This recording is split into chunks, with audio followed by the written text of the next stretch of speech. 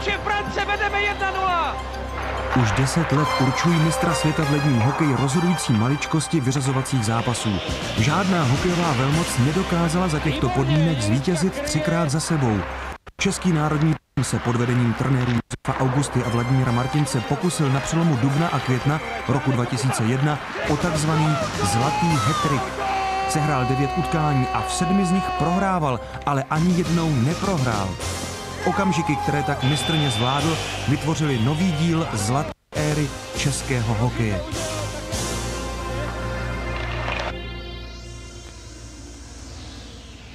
David Moravec backendovou klikou se navždy nesmazatelně zapisuje do dějin této hry. První 2 utkání se hrál národní tým v Norimberku. Vděční místní lidé a čeští fanoušci skoupili všechny vstupenky, takže oba zápasy uvidí maximální možný počet – 8300 diváků. Pořadatelé se trochu zpozdili a s posledními úpravami ještě spěchají den před zahájením turnaje.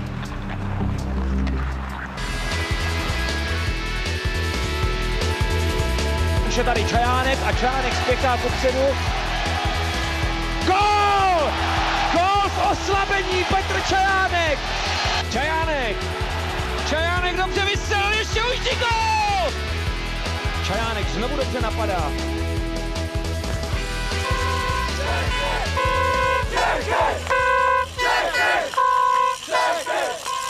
Norimberská aréna leží ze všech 3 míst světového šampionátu nejblíže k českým hranicím. Dlouho před prvním zápasem mistrů světa je plná českých fanoušků.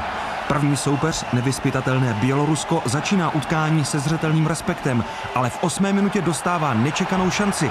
Andrej Skabelka přijímá rychlou přihrávku a první vážnou střelou překonává Milana Hniličku.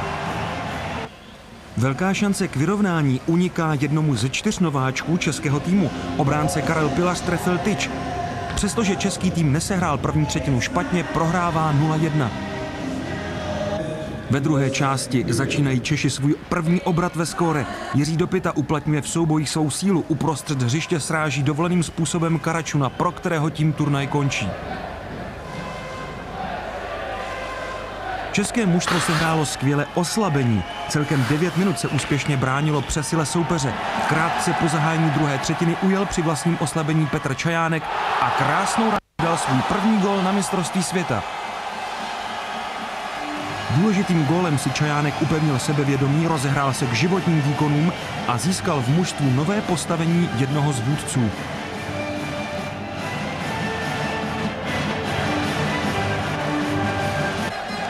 Za 2,5 minuty účinně napadali Patera s Moravcem. Martin Procházka jejich černou práci zhodnotil přesnou gólovou střelou. Česko vede 2-1.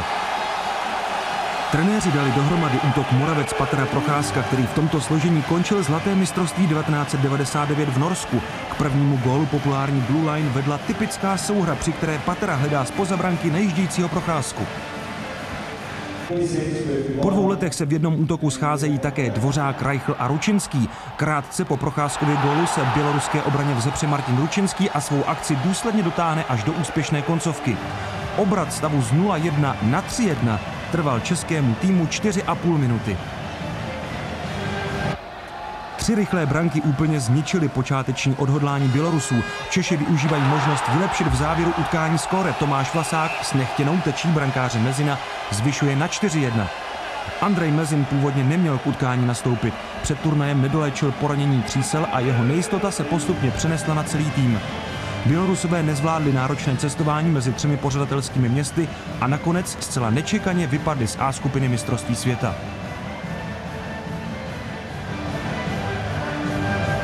Krásnou kombinací uzavřeli úvodní zápas Tomajko a skórující David Výborný. Národní tým porazil v prvním utkání Bělorusko 5-1 a měl 3 důvody ke spokojenosti. Střelecky se prosadily všechny 4 útoky. Mužstvo zvládlo tíhu vstupního utkání i po prohrané první třetině a velmi dobře zahrálo při vlastním oslabení. Na další utkání se český tým stěhuje do Kolína nad Rýnem, kde ho čeká hlučné německé publikum v největším ze 3 stadionů 65. mistrovství. Tribuna za německou brankou se strmě zvedá vysoko nad hřiště a zaplněná fanoušky vytváří optický dojem gigantické hradby, která stojí před každým soupeřem domácího týmu. Němci se obávali slabých návštěv a nyní jsou šokováni obrovským zájmem o hokej. Díky kapacitě kolínské arény přesáhne počet diváků hranici 400 000. Předpokládaný zisk šampionátu 1 000 000 marek je překročen téměř trojnásobně.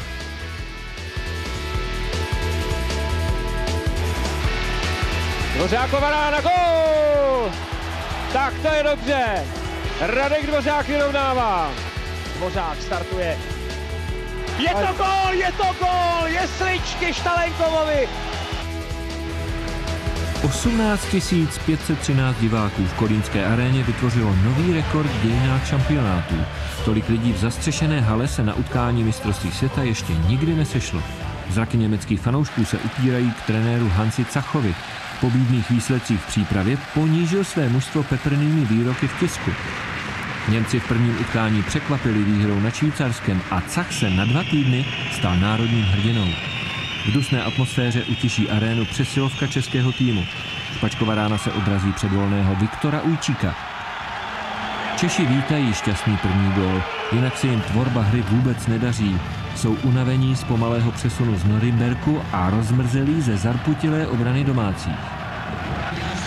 Oplácení faulů kanadský rozhodčí Dave Wright přísně trestá. Němci dostávají k dispozici přesilovku 5-3.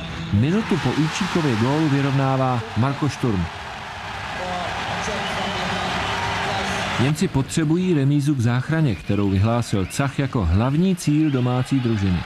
V 27. minutě zvedá Daniel Kreuzer puk mimo dosah brankáře Hniličky a hala bouří. Němci, kteří 3 roky chyběli v A skupině, vedou nad mistry světa 2-1. Česká tvořivost nemá na ledě místo. Utkání vypadá jako souboj hokejistů se zápasníky, kteří oblékli hokejovou výstroj.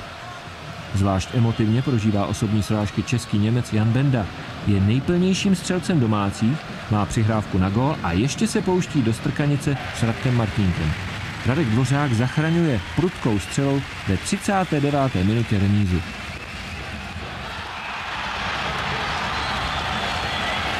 Domácí tým se zabarikádoval na modré čáře. Dvořák našel jediný možný způsob, jak tuto taktiku ochromit. Oba týmy si výsledkem 2-2 zajišťují účast v postupové skupině. Pro Němce, kteří se obávali náročných zápasů o udržení, je to dar z nebes. Vidíme další dvojici, Ručínský, Reichl. Kluci chtěli celou sezonu, se těšili na to, až budou spolu hrát a tady jim to vyšlo. Reichl vypálil, je to gól! Robert Reichl nádherně vystřelil po přechodu přes modrou čáru. Reichl dává gól po 20 vteřinách. Tak to je fantastický začátek. Prezident Mezinárodní hokejové federace Švýcar René Fazel se přišel podívat na souboj svých krajanů s mistry světa. Mladý tým Helvétského kříže přečká bez úhony nápor Čechů a v 16. minutě dává první gól. Nejlepší útočník Švýcarska na tomto mistrovství Martin Pliss prokázal střeleckou předvídavost. České mužstvo se návratem do Norimberku vrací i ke scénáři svého prvního utkání v této hale. Znovu se daří nástup do druhé třetiny. Robert Reichl svým typickým způsobem vyrovnává.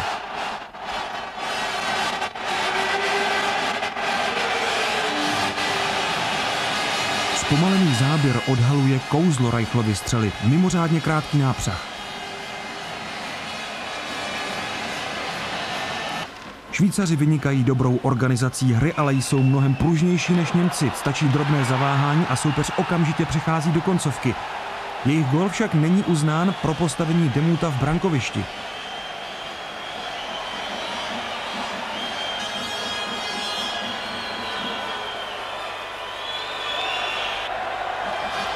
Hráči vědí, že výsledek se bude započítávat do tabulky postupové skupiny. Už dlouho neměli Češi tak náročný program v základní skupině turnaje.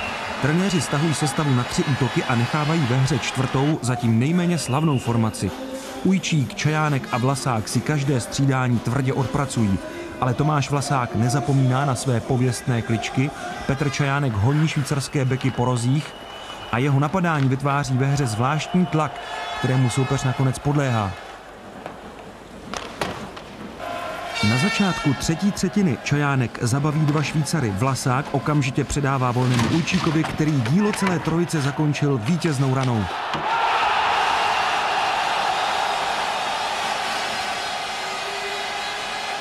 Čajánkův útok dal ve 3 těžkých zápasech v základní skupině 4 branky. Viktor Ujčík znovu potvrdil dobrý cit pro hru při hledání volného střeleckého prostoru.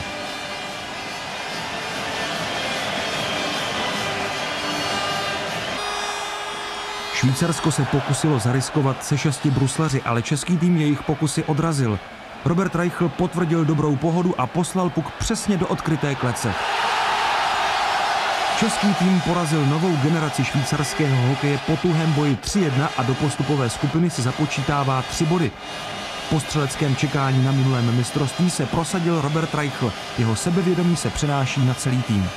Takovýhle góly, které rozhodují v utkání, zvyšují sebevědomí u všech hráčů, nejenom u Roberta. Myslím si, že i toto vítězství, které jsme uhráli proti Švýcarsku, a dokázali jsme uhrát vlastně 2-1.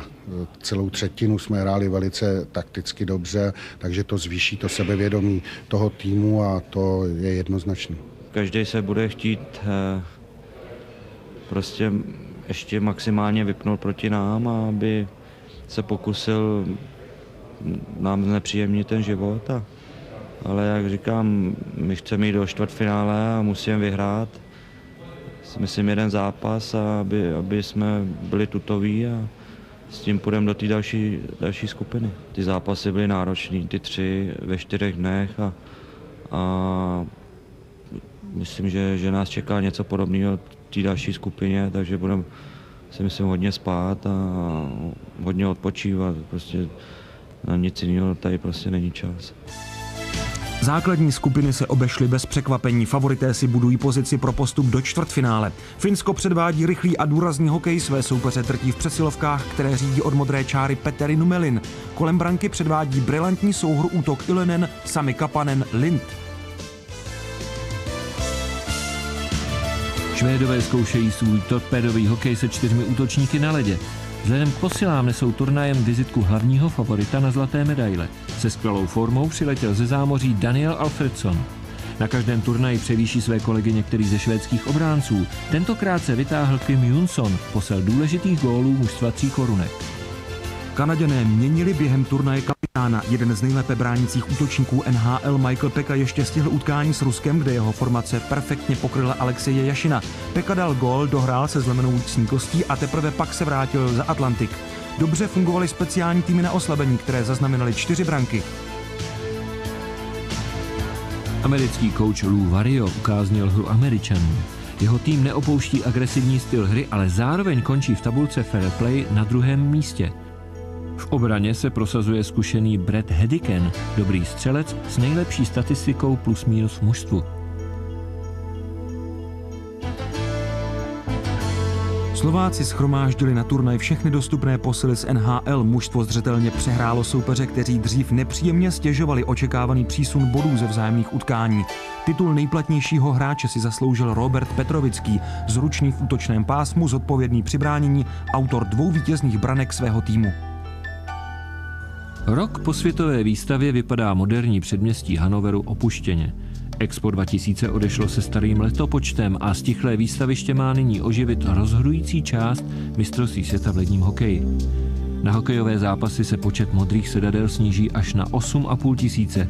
Při výběru dějiště rozhodujících zápasů dostal Hannover nečekaně přednost před větší a pohodlnější Kolínskou arénou. Český tým tady sehraje všechna zbývající utkání. Alexej Jašin se nečekaně rozhodl pomoci sborné komandě po historické ostudě na domácím mistrovství světa v Petrohradě. Během turnaje snášel i nepříjemné příkazy staršího trenéra Borise Michailova, který typického centra tvrdošíně stavěl na levé křídlo. Kapitán neporazitelné ruské mašiny 70. let Michailov převzal tým s úkolem vrátit mu někdejší postavení. Je úsečný a kritický, zvlášť po prestižním utkání s Kanadou, které Rusové prohráli vinou vlastní liknavosti před oběma brankami.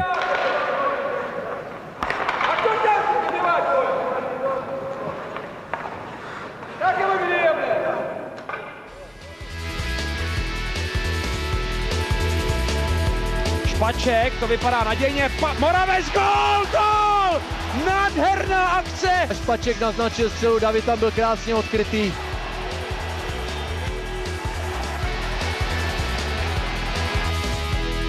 Při tréninku se na kus řeči zastavili David Moravec a Alexandr Prokopěv. Staří kamarádi ze společného působení ve Vítkovicích netušili, že v první minutě utkání se střetnou jako nesmiřitelní soupeři a způsobí nečekanou komplikaci v ruské sestavě.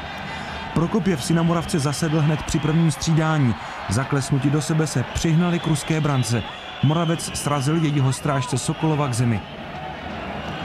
Sokolov si ještě pořádně nesáhl na puk a po 82 sekundách musí odstoupit.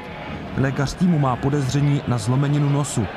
Do branky se postavil zkušenější Štalenkov, který se na konci sezony potýká s poklesem formy. Po této předehře začalo jedno z nejlepších utkání mistrovství. Během několika sekund kryl Hnilička střelu Gusmanova, hra se rychle obrátila a skovaný Reichl uháněl sám na ruského brankáře. Úspěšný zákrok rozhodl o tom, že Štalenkov zůstane ve hře až do konce utkání. Sokolov se po ošetření hlásil u Michailova, ale vládce střídačky změnil svůj původní plán a nechal chytat zkušeného náhradníka. Později se tento tah ruskému trenérovi vymstí. V první třetině má však více práce Milan Hnilička, zvlášť poté, co Čajánkovo vyloučení dává Rusům 52 vteřin přesilovky 5-3.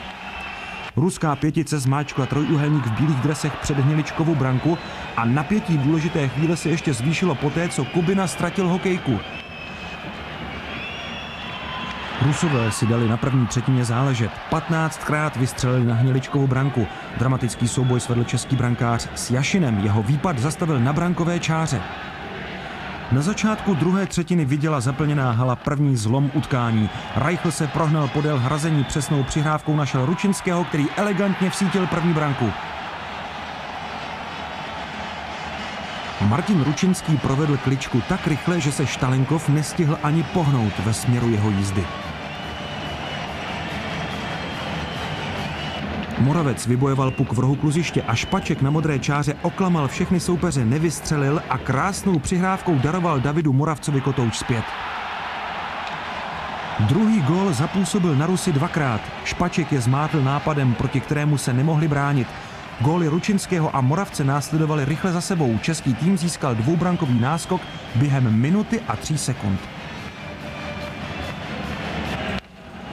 Důležité hokejové bitvy se sbornou mají v posledních letech podobný průběh. Také tentokrát Rusové dotáhli ztrátu. Andrej Razin jako první překonal Hniličku. Razinově ráně pomohla do sítě nešťastná Dopitova teč. Rusové se vzchopili a za necelé 3 minuty bylo vyrovnáno. Razin vyhrál buly v útočném pásmu. Alexandr Golc pohotově vypálil. Útok z Magnitogorsku Gusmanov Razin Golc trápil národní tým celý rok a nyní 2 góly smazal náskok v nejdůležitějším vzájemném utkání sezóny. Rusové vyrovnali při vlastním oslabení a psychická výhoda byla nyní na jejich straně. Na začátku třetí části je obrat dokonán. Jurij Kuzněcov svou jedinou trefou v turnaji upravil na 3-2 pro Rusko. Český tým má nyní 17,5 minuty na to, aby se pokusil alespoň vyrovnat. Sborná si hledí především první formace, zejména rychlík Radek Dvořák čelí zostřenému dohledu ruských hráčů. Po faulu Koroljuka ztrácí sebekontrolu. Za nepříznivého stavu vybírá český tým ze svých improvizačních schopností přihrávky napříč středním pásmem. Do oblíbené pozice se tak na pravé straně dostává Radek Dvořák, který ve 43. minutě vyrovnává. Jihočeská Štiga se vydala na úspěšný lov. Dvořák odpověděl na gól Kuzněcova rychle, za 41 sekund, vyburcován tvrdými souboji, které splatil jedinou a pro Štalenkova nešťastnou ranou. Zářivá ruská hvězda Alexej Jašin usiluje o další příspěvek týmu. Jako protihráč se k němu nejčastěji staví stejně urostlý Dopita. Neuběhne ani minuta od Dvořákova vyrovnávacího gólu. Češi znovu křížovou cestou postupují do útočného pásma. Jiří Dopita vystřelí a puk odražený od zadního hrazení sám umístí do ruské branky.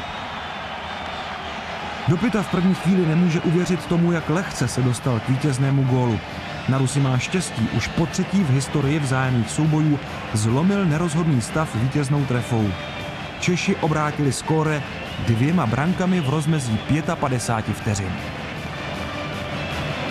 Ručinský ještě v závěru trefí tyč, ale v mrákotách to ani nevnímá. Dohrává totiž s lehkým otřesem mozku a o svém odvážném výpadu se dozví až po utkání. Český tým zvládl krásný boj plný zvratů a vítězí nad Rusy 4-3. Martin Procházka. Ano! Prochy to udělal tak, jak ho známe. Patera. Martin Procházka. Gól! Gól! Patera. A je to gól. Martin Procházka 1-0. Dalším soupeřem českého týmu byla Itálie. Italové praštili Ručinského do ucha a to byla jejich jediná zajímavá rána během poklidného večera. Češi si s chutí zakombinovali v prostupné obraně soupeře, který už před utkáním oslavoval 10 let nepřetržité účasti v A skupině. Martin Procházka zakončil souhru Paterovy formace a 2 brankami udal střelecké tempo.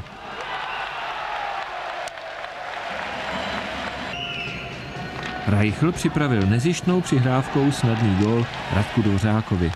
Od té chvíle bylo nejisté pouze to, jaký příděl vydrží náhradník v italské brance Carpano.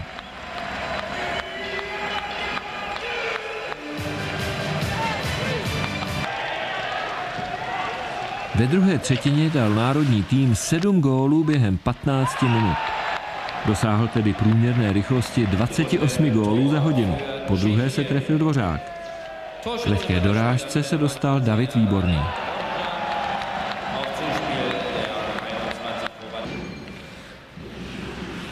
Vlasákovu akci dotáhl Viktor Ujčík.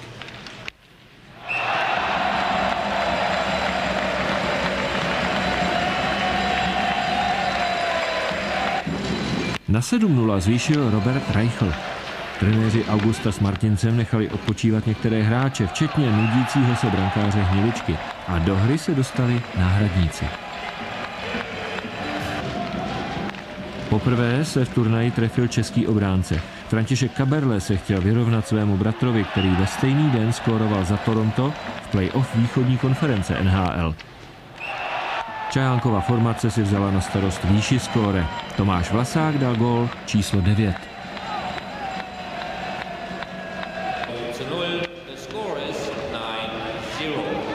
Jubilejní trefa vyšla na Viktora Ujčíka, který měl stejně jako Dvořák a Procházka několik šancí na hat-trick, ale neuspěl ani on, ani ostatní. Petr Čajánek vylepšil skóre až do rekordní podoby 11-0. Od rozdělení federace je to nejvyšší vítězství národního týmu. Někteří diváci ovšem zřejmě čekali napínavější souboj. O žádného hráče nebyl v hokejových městech takový zájem jako o legendárního útočníka, který před 2 lety ukončil kariéru. V hotelovém sále předstoupil před novináře Wayne Gretzky, nyní už generální manažer Kanady pro olympijský tým 2002. Nejslavnější hokejista všech dob má za úkol vrátit Kanadě ztracenou první pozici. Gretzky v Německu vybírá hráče pro tento úkol a pozoruje soupeře, zvlášť ty, kteří Kanadu sesadili z trůnu. I couldn't beat him when I played. What the Czechs have done has been tremendous. They really have shown that you don't necessarily have to be the greatest team in the world to be champions, but if you play together as a team, that you can be winners. And that's what they've done in the past couple of World Championships. And more importantly, they played with such unity in Nagano. And, you know, 98 sure helps when the best player in the world happens to be your goaltender. That sure helps out an awful lot. So Hasek and Niagara have been a big part of their success. But all in all, they've played tremendous as a team, and that's why they've been successful. And that's why I like my Canadian team right now, is they're playing together as a team, and I like our team.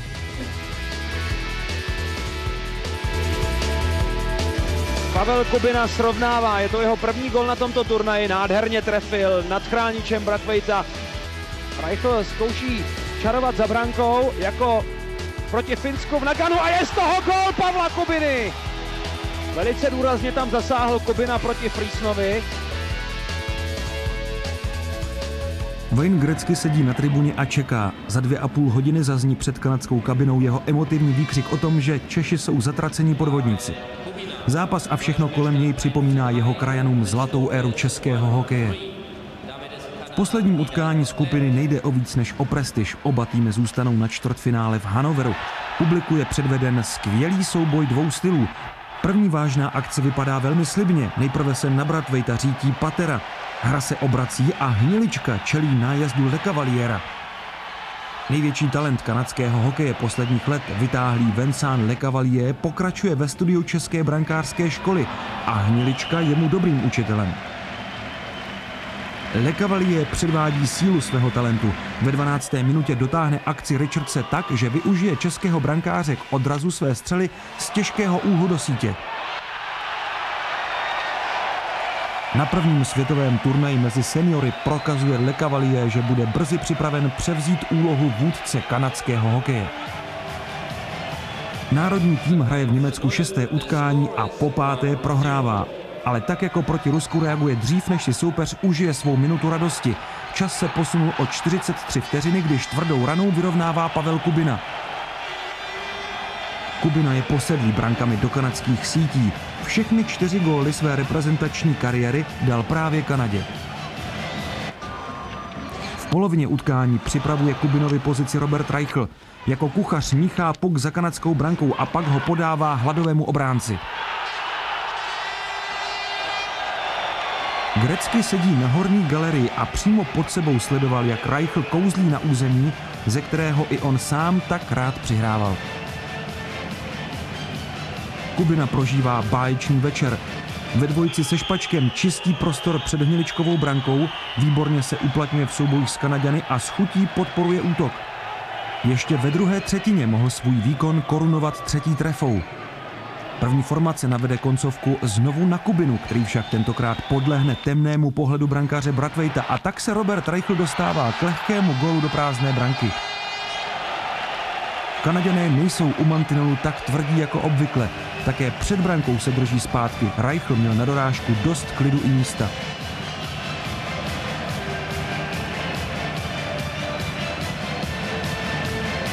Pouze Jeff Friesen připomíná staré kanadské tradice, když využije možnost vrazit do brankáře Hniličky. Kanaďané dokázali porazit Rusy 2 góly při vlastním oslabení. Jejich specialisté na hru proti přesile se prosazují znovu a dramatizují zápas. Maličký bojovník Chris Draper snižuje na 3-2. Češi mají v zásobě znovu připravenou odpověď. Někdejší obránci Vítkovic se činí, po Kubinovi skóruje i Pavel Kuba. Jediná Kubova rána v utkání způsobila značný rozruch. Finský rozhodčí Savolainen ji nechal prohlédnout na videozáznamu, než ji uznal jako 4. gól českého mužstva. Vítězstvím 4-2 pokračuje spanilá jízda. Od roku 1996 vyhráli Češi nad Kanadou všech 6 utkání na mistrovství světa i olympijských hrách. Český tým vyhrál skupinu F a ve čtvrtfinále si zopakuje finálový zápas z posledního mistrovství. Derby bývalé federace Česko-Slovensko. V dalších zápasech nastoupí Švédsko proti Rusku, Finsko proti Německu a v zámořském derby Kanada proti Spojeným státům americkým. Čtvrtfinálový den rozdělí silné týmy na úspěšné a zklamané. Začíná boj o všechno. Pro nás, pro všechny začíná mistrovství světa zítřejším zápasem, že v této chvíli to byly prakticky zápasy ve skupinách a nikdo nepochyboval o tom asi, že z této skupiny nějak postoupíme. Všichni si to uvědomujeme, že to je zápas o bytí a nebytí a musíme se na to dobře připravit a zapomenout na ty zápasy, které jsme odehráli, ty už jsou za náma a připravit se teď na ten zápas, který je hrozně důležitý. Já si myslím, že mužstvo musí hrát tak, jak hrálo ty poslední zápasy, musí být dobrý v obraně, musí být koncentrovaný prostě na zápas. To jsou, myslím, věci, které tomuto mužstvu se nemusí říkat, protože v těch utkáních předešlých to dokázali a bude jenom otázka toho prostě zopakovat ten výkon. Martínek ho, vidíte sami jak, zastavil, no.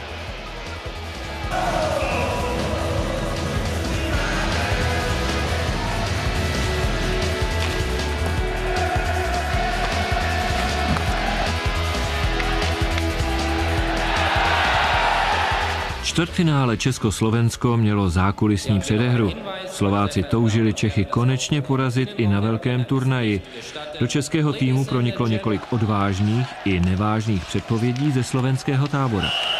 Dialog pokračoval i při hře. Nejlepší hráč slovenského týmu, brankář Ján Lašák, si s českými útočníky povídal celý zápas.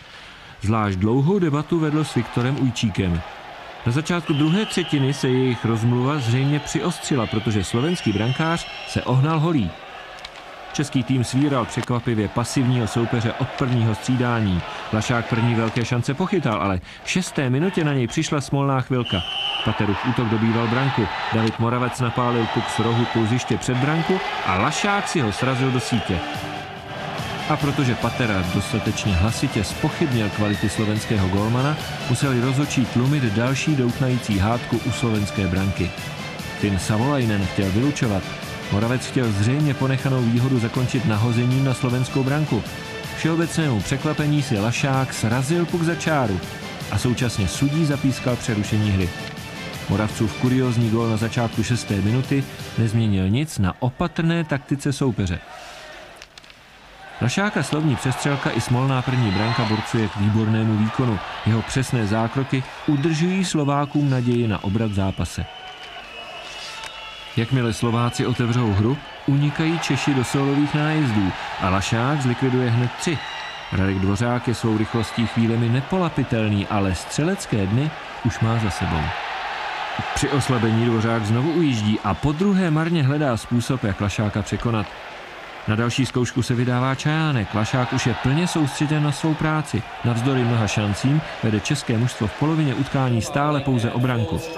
Trenéři posílají do hry 13. útočníka Jaroslava Hlinku. V 36. minutě vystihne Dvořák úmysl soupeře, Hlinka se nejprve protáhne při Reichlově přihrávce a potom perfektním blafákem zvyšuje na 2-0.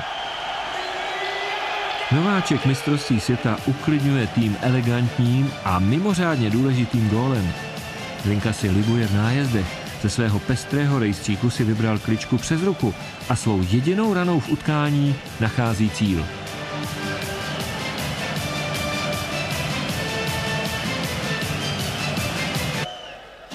V derby se chce předvést také jeho bratranec Miroslav Hlinka.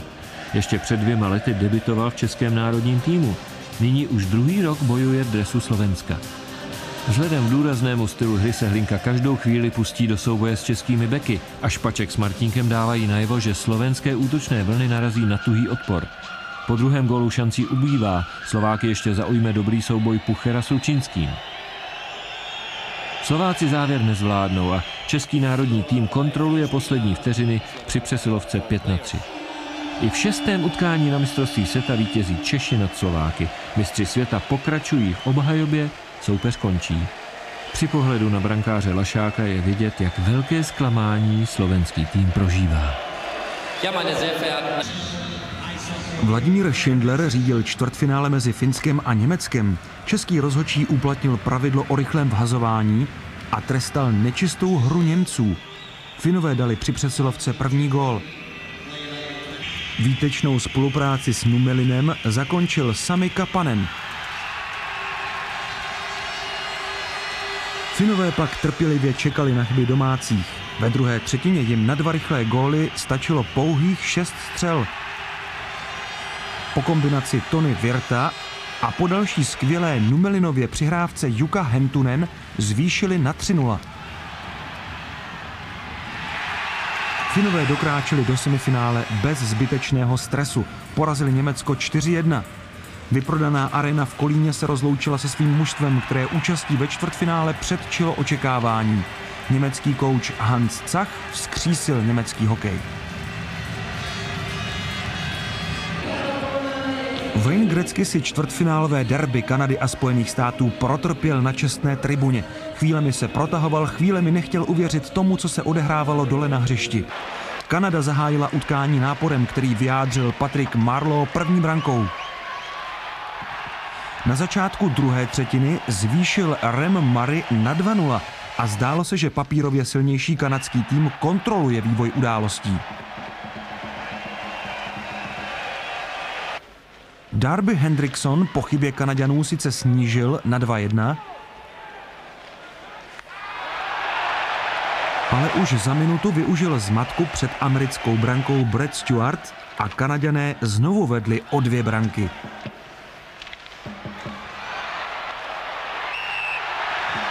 Hráči Spojených států se nikam netlačili, ale ke splnění svého plánu potřebovali kontaktní gól. Brian Jointa skrotil puk a jeho střela prošla.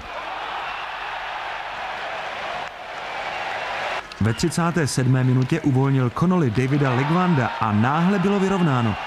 Kanaďanů se zmocnila křeč, ve které nebyli schopni rozhodnout zápas v normální hrací době. Prodloužení trvalo 32 sekund, Halpern namířil skvělou přihrávku na hůl Darbyho Hendricksona a překvapení je na světě. Američané vyřadili Kanadu porážkou 4-3.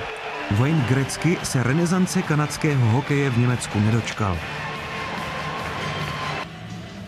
Ve čtvrtfinále Švédsko-Rusko vidělo publikum v Kolíně nad Rýnem tvrdou řež plnou osobních soubojů. Švédové zvolili na začátek špatnou taktiku a mohli být rádi, že v první třetině dal Andrej Butt z mnoha darovaných šancí pouze 1 gól. Na začátku druhé třetiny pozvedla Švédy spanilá jízda Daniela Alfredsona.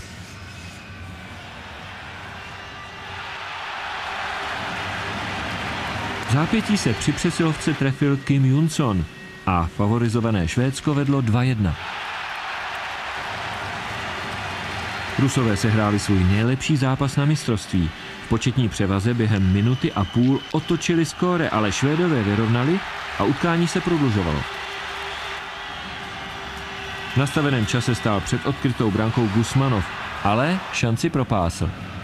Kouč Boris Michailov hnal svůj tým do boje za obnovení slávy ruského hokeje, ale zradil ho tak jako tolikrát brankář. Maxim Sokolov v rozhodující situaci ztratil přehled. Kim Jonsson ho překvapil lehkou střelou od modré čáry. Švédsko zvítězilo 4-3 po prodloužení a zachránilo svou prestiž postupem do semifinále. -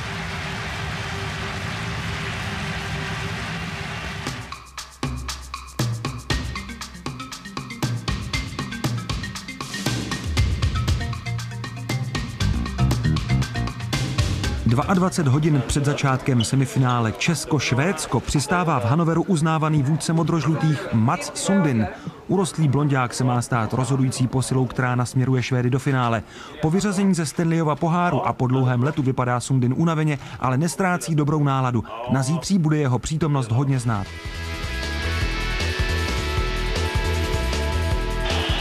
Jo! Ujčík dává, vedeme! Viktor Ujčík dává svůj druhý gól na tomto mistrovství a vedeme 2-1. Po 8 letech se v play-off setkávají Česko a Švédsko. Jejich semifinále bude nejdelším zápasem mistrovství. V zaplněné aréně v Hannoveru se odehrává dvojí souboj, na hřišti i v hledišti. Utkání nabere tempo šokujícím úvodem. Zahajovací sestava zmáčkne Švédy v jejich třetině. Ručinský sbírá puk a hledá před brankou Roberta Reichla. Kapitán pohotově střílí a dává gól. Od úvodního boli uteklo 20 sekund. První útok využil momentu překvapení. Švédové vůbec nečekali, že by se Češi pustili tak odvážně hned do prvního střídání.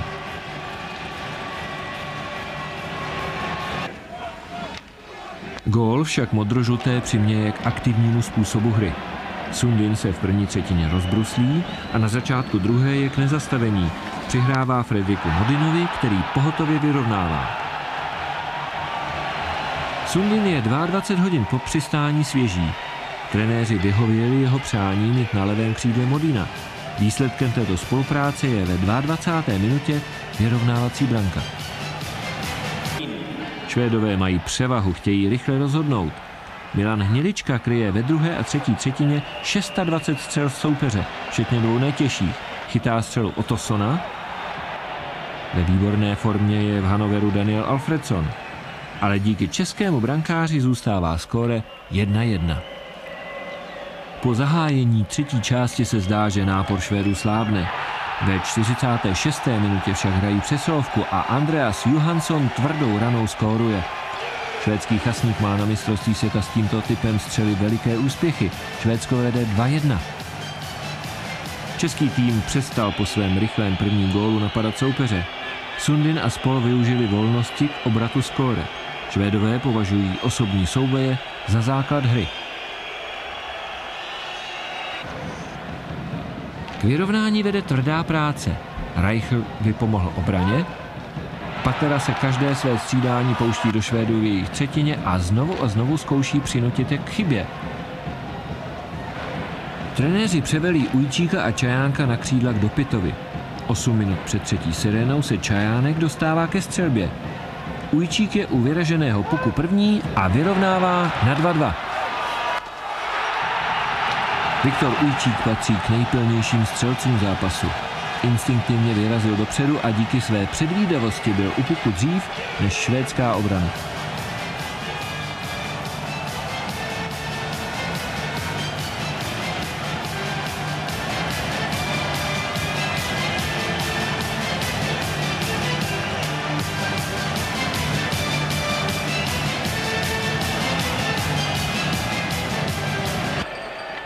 Oba týmy mají ještě po jedné velké šanci. Hnělička znovu vyhraje souboj se Sundinem.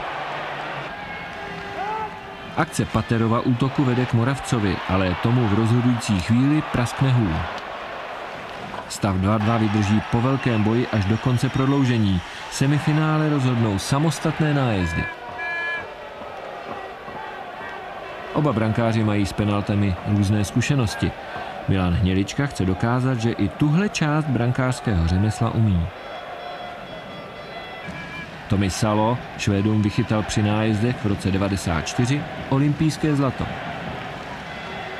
Švédský kapitán Jörgen Jensson vyhrál los a vybírá si. Seveřané pojedou první. Po třetí ve zlaté éře určí osud národního týmu v semifinále samostatné nájezdy. Hráči na střídačce dodržují rituál, který jim už dvakrát přinesl štěstí. Jako první jede na Hněličku Jörgen Jensson. Na jeho dlouhou kličku zareaguje Hnělička pozdě.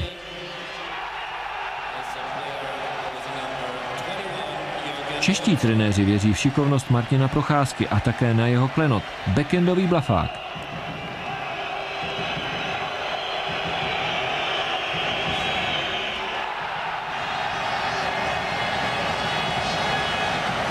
Kolik brankářů už touto fintou Procházka překonal? Ve druhé sérii nastupují zkušení střelci. Hnělička rozklekem vykryl pokus Alfredsona.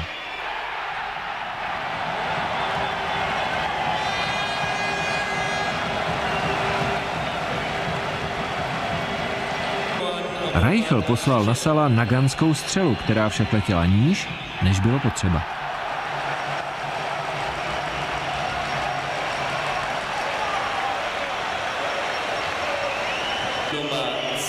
Ve třetí sérii dostává důvěru Andreas Johansson. Hnělička nastavil s kluzem střelci betony tak, že neměl kam trefit.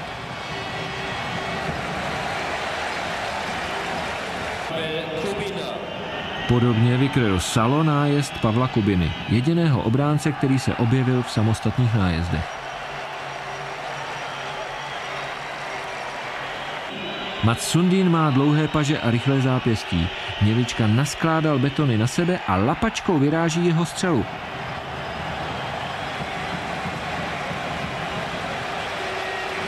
Viktor Ujčík od startu své jízdy věděl, jak zakončí. Rychlou střelou přes lapačku brankáře. Vyšlo mu to skvěle.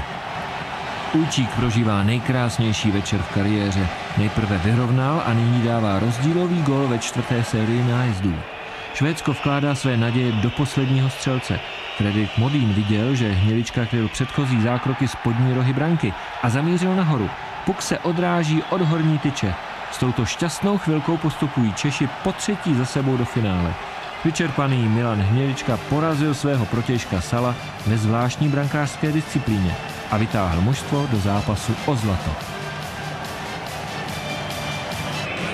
Ve druhém semifinále zkoušejí Američané proti Finům svůj styl plný srážek a soubojů, ale zároveň zůstávají nejslušnějším týmem mistrovství. Finové ovšem nepotřebují víc než 4 přesilovky. Souhra Samiho Kapanena a Juhy Ilenena vede k první brance.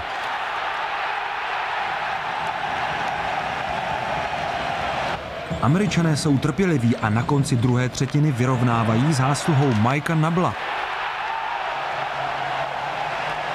Ještě 10 minut před koncem platí stav 1-1. Teprve pak ukáže své umění Sami Kapanen. Během 2 střídání v 51. a ve 53. minutě rozhoduje 2 góly, při nichž prokazuje výtečný střelecký instinkt. Finsko poráží Spojené státy 3-1 a postupuje do finále.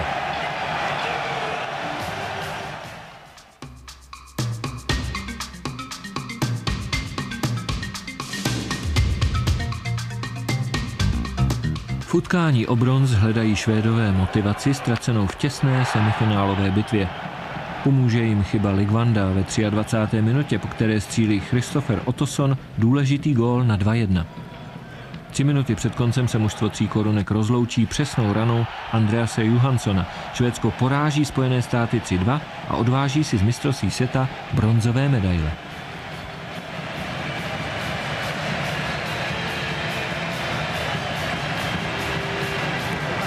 Národní tým se připravuje na poslední utkání sezóny. Trenér Vladimír Martinec kreslí nácvik založení útoku, ale trenéři s taktickými pokyny příliš neplýtvají. Největší pozornost si zaslouží finská přesilovka, určitě nejsilnější zbraň posledního soupeře. Dopoledne před zápasem se hráči na ledě spíš pobaví, ustálené minitýmy se utkají v klasickém bagu. Trenéři ustupují do pozadí, teď už se připravuje každý sám. Vybraná skupinka naposledy vyzve náhradního brankáře Dušana Salfického na rychlý střelecký trojboj. Salfický během turnaje dobře splní jeden z úkolů náhradníka, starat se o dobrou náladu.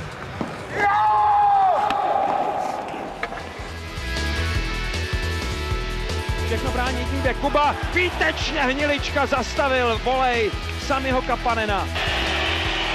Hnilička, Jašin, Hnilička zastavil kotouč před modrou čarou, ale Cavalier výborně Milan Hnilička teď zastavil. Je neděle 13. května 2001. V hannoverské Preussag aréně začíná finále 65. mistrovství světa v ledním hokeji. Češi a Finové se utkají o zlaté medaile znovu po 2 letech. Výborné první střídání předvádí Dopitova trojka. Jaroslav Hlinka nastoupil poprvé od začátku utkání a společně s Výborným připravil urostlému centrovi první vážnou šanci. Neohroženě se do soupeře pustil Petr Čajánek. Brankář Pasi Nurminen jeho ránu vyrazil. Čajánek ještě stačil přihrát Ujčíkovi do skvělé pozice a Nurminen musel předvést svůj nejlepší zákrok večera. Na konci první třetiny pouští čárový rozhodčí spornou situaci na modré čáře českého týmu. Sami Kapanen hrál podle záběru hlavní kamery s pukem v offsideové pozici. Finové využili momentu překvapení a rychlou souhrou posunuli Juhu Linda do perfektní gólové pozice. První finská branka končí skvělou sérii obránců Pilaře a Martinka, kteří vydrželi nepřekonání 8 utkání a vytvořili nový rekord českého týmu na světových turnajích.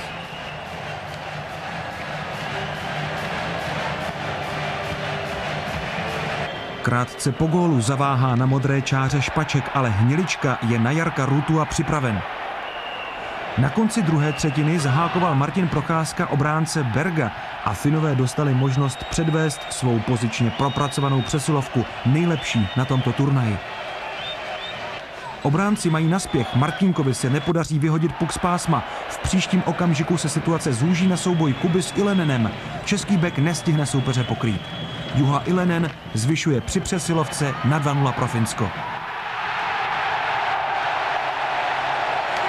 Hokejisté Suomi dali na mistrovství světa 11. gól v početní převaze a dosáhli 20% využití svých přesilovek. Finové vedou o 2 góly a přece nedokáží skrýt respekt a nervozitu. Nenapadají tak důsledně jako v předchozích zápasech, hodně sil věnují obraně. A pomalu se vyplňují jejich černé představy o tom, co přesně se nesmí stát. Na začátku třetí třetiny se po mnoha marných pokusech dobít finskou obranu prosazuje česká souhra. Patera, jako už tolikrát, přihraje zpoza branky a Martin Procházka dává gól naděje.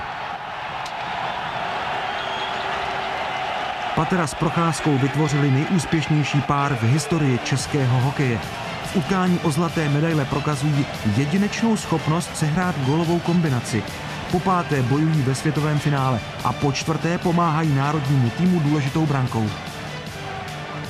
Finský golman Pasi Nurminen jakoby si uvědomoval tázavé pohledy diváků v zaplněné aréně i milionů u televizních obrazovek.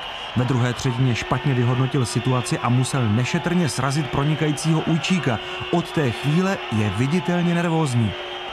Teď je na něm, aby udržel těsný náskok, aby se vyrovnal skvělému Hniličkovi, který kouzlí na druhé straně kluziště. Pod jeho masku nikdo nevidí, ale zákroky, které Nurminen předvádí, vypadají nejistě. Vyráží puky před sebe, špatně odhaduje pohyb českých soupeřů. Své první velké finále ve finské brance prožívá ve zvláštní křeči. Už jen 6 minut dělí Finy od zlatého vítězství. 6 minut, na které Finsko čeká 6 let. Čajánek si zajíždí pro puk k vlastní brance. Probije se do útočného pásma a napřahuje kráně. Dopita tečuje před brankou a kotouč šťastně klouže do sítě.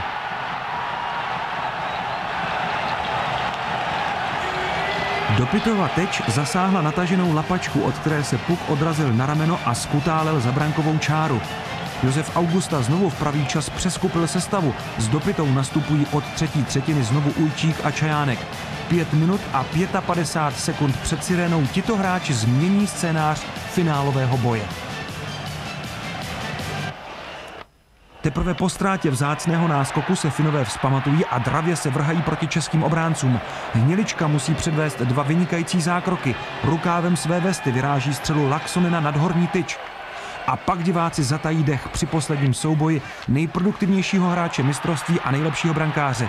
Juha Ilenen se dostává k odraženému puku a je úplně sám. Hnilička chytá v zoufalé situaci téměř jistý gól.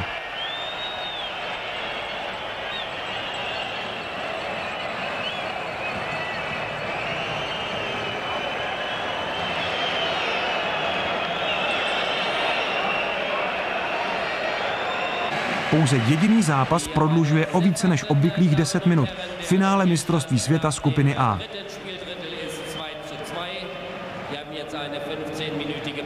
V nastaveném čase se obránce Timonen pouští do riskantního útočení. Jeho akci česká obrana s námahou odrazí. Čajánek se pokouší zalehnout puk a švédský rozhodčí Ulf Rodbjer ho posílá na trestnou lavici za zdržování hry.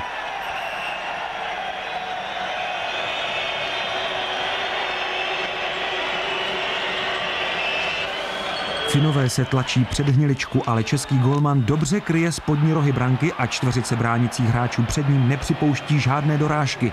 Obávanou přesilovku Finů český tým zvládá. Hraje se už déle než 70 minut. Na led přichází Pavel Patera. Podaří se mu zastavit finskou akci ve středním pásmu. Blesková obhlídka postavení hráčů a už míří přihrávka na volného spoluhráče. V příští sekundě dá David Moravec nejslavnější gól své kariéry. Preussag Arena exploduje úžasem. Český tým znovu zastavil hokejový svět. V rozhodující scéně finálového zápasu vystupují 4 postavy. Moravec použil stejnou kličku jako Bohuslav Eberman při zlatém gólu v roce 77. Brankář Nurminen byl obsazen do role největšího smolaře finále. Sihvonen s číslem 28 ztrácí puk ve středním pásmu a pak už jen marně stíhá Moravce, který každým tempem vylepšuje svou pozici. Rozhodující akci rozehrál Pavel Patera, jeden ze 2 hráčů, kterému nechybí žádná z 5 medailí zlaté éry. Patera přidává do své sbírky další historický okamžik. Přihrál na vítězný gól mistrovství světa ve Vídni 96, na zimních olympijských hrách v Naganu 98 i na mistrovství světa v Hannoveru 2001. Češi dosahují unikátní bilance. Od roku 1992 se o světové medaile bojuje vyřazovacím systémem a přitom se žádné zemi nepodařilo titul mistra světa ani obhájit, natož získat 3krát za sebou. Zlatý hat-trick zaokrouhluje historickou sbírku zlatých medailí našeho hokeje z mistrovství světa na 10.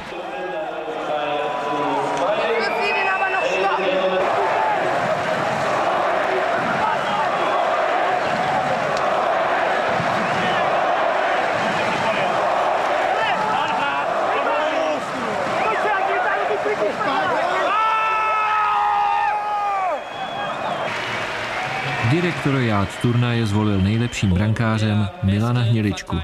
5 vítězství zlaté éry vychytali 4 brankáři. Milan Hnilička stál podruhé v brance šampionů. Cenu pro nejlepšího obránce převzal Švéd Kim Jonsson, autor 4 branek, přes kterého nedali soupeři při vyrovnaném počtu hráčů na ledě ani jeden gól. Kanonýr šampionátu Fin Sami Kapanen skóroval v 8 utkáních 7krát a zasloužil si trofej pro nejlepšího útočníka. Robert Reichl má převzít nový pohár mistrů světa. Kapitán českého týmu překvapuje arénu, když nedbá na obvyklé ceremonie a pozve k nezapomenutelné scéně celý tým. A tak byla vítězná trofej poprvé v hokejových dějinách předána nikoli jedinému vůdci, ale do natažených rukou všech mistrů světa.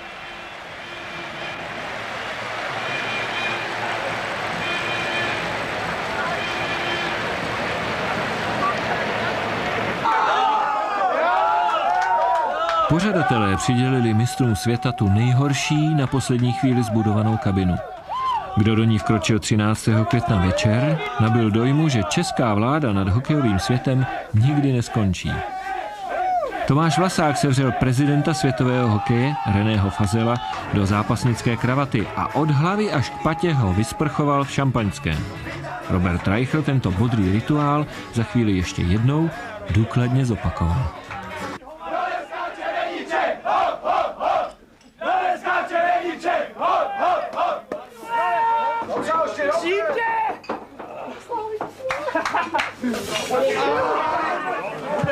Jsem strašně rád, že se nám to povedlo a si myslím, že taková ta éra těch zlatých medailí pokračuje a já doufám, že i v příštích letech. To je prostě všecko týmem tady toto, že tým dělají prostě dohromady, co dovedou a jednotlivci vzejdou jenom z dobrého týmu. Že naopak to jde málo kde a to musí opravdu ten velice silný, aby to dovedl utáhnout ten tým. A je to prostě bomba, no, jako je to všichni spoluhráči, já jim děkuji za to a navzájem si můžeme poděkovat, no, prostě jsme to dokázali a je to bomba. Samozřejmě, že každý rok je hezký vyhrát poslední zápas v sezóně a když by to tak pokračovalo. Já si myslím, že máme největší srdce, 100% a chceme to nejvíc a v těch důležitých zápasech prostě se nenecháme jen tak porazit a i když je to nepříznivý, tak furt za to zatáhneme a někdy to vyjde, někdy ne, no a v poslední době nám to vychází a vždycky to vybojujeme a vydřem, no, jako ani kluci, já už sobě nic nemám, no, já jsem to tam všechno nechal a dopadlo to dobře, no. Abych to chtěl říct jenom jednou větou, prostě máme nejlepší partu na světě momentálně a proto vyhráváme ty velký turnaje.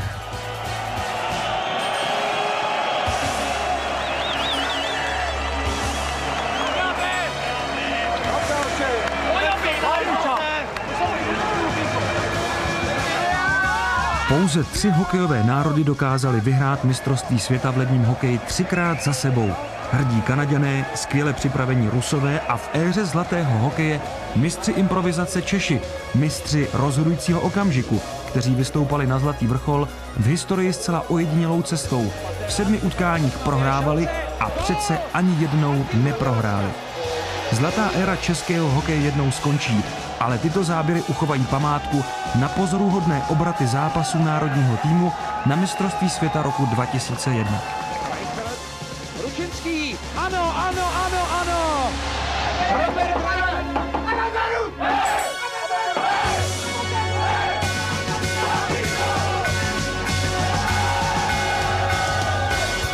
Do pyta! Těsně mimo, ještě do pyta, donáší ten gól! A ještě jednou gól, do pyta!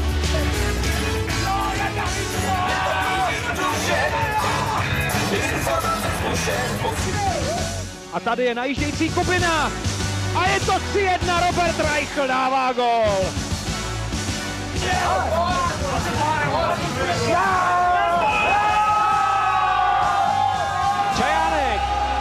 Čajánek dobře vystřelil, ještě Ujčík gól. Vyrovnáno. Viktor Ujčík.